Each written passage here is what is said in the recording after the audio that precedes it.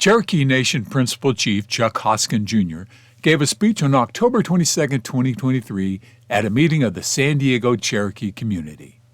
I should start by thanking you all as representatives of all the Cherokee people for an opportunity to serve another term as the Principal Chief of the Cherokee Nation. I appreciate it. Very much so.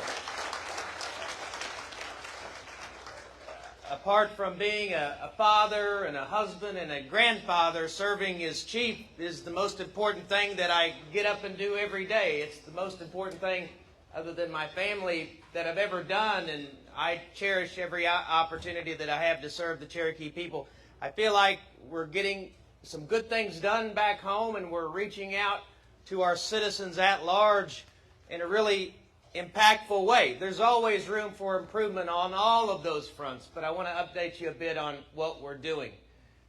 One of the things that always is of concern to me is that the sovereignty of the Cherokee Nation is protected. That's something that we all have a responsibility for. It doesn't fall on the shoulders of a single elected official or even multiple elected officials. If it did, we wouldn't be where we are.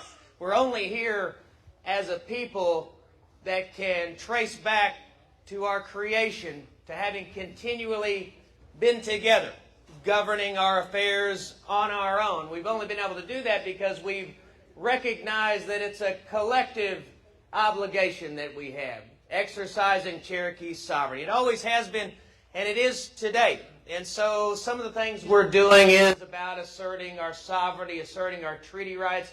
I visited with you before about asserting our right to a delegate to Congress. That effort must continue because it's about that sentence in a treaty that says we're entitled to a delegate in the House of Representatives. But isn't it really about every sentence in every treaty that the United States ever wrote or ever signed or ever agreed to? And so we got to hold them to account for those promises. Those are continual efforts. Whether it's back home, exercising our right to hunt and fish with your citizenship card. By the way, if you come back home, that's your right to hunt and fish, the citizenship card that you all have or might be renewing today. That's part of what is the legacy that our ancestors left us. So we have a lot of opportunities to exert our sovereignty, but there's also a lot of challenges to the exertion of that sovereignty and the exercise of our rights.